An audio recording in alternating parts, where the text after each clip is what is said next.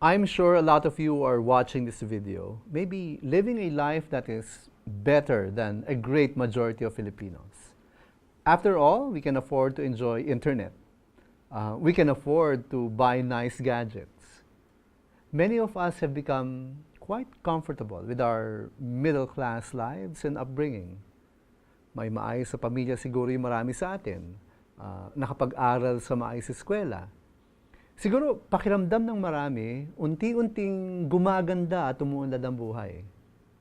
There is nothing wrong with working hard to improve the quality of our lives and lifestyles.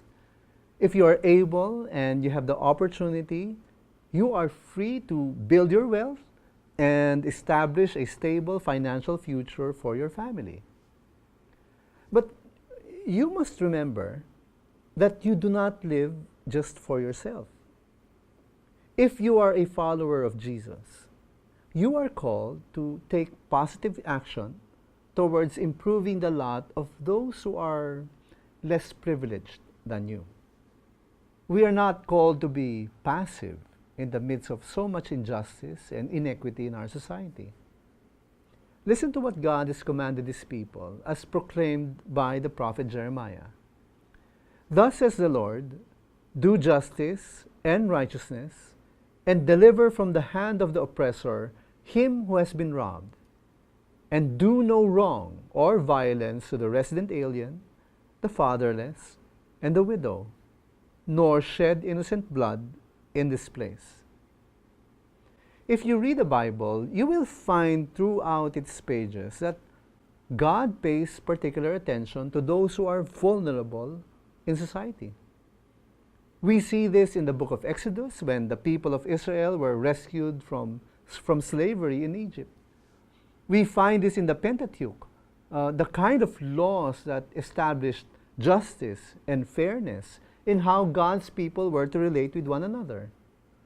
The prophets that God had sent throughout biblical history have cried out about this.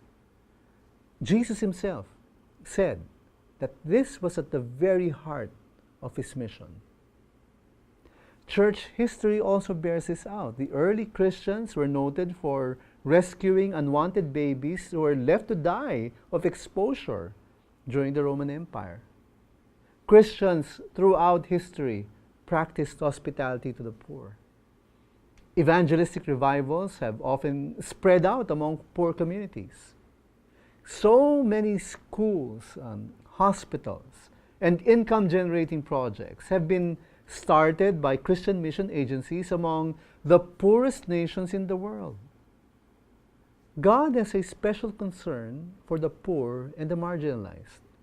His heart is very close to people who are oppressed. His ears are attentive to their cry. We cannot do any less. Even as we strive to improve our own lives, let us extend a helping hand to those who have difficulty improving their own. And as we learn to obey God's command, to do justice and righteousness, and to help uplift the lives of those who cannot help themselves, let us do remember, faith matters too.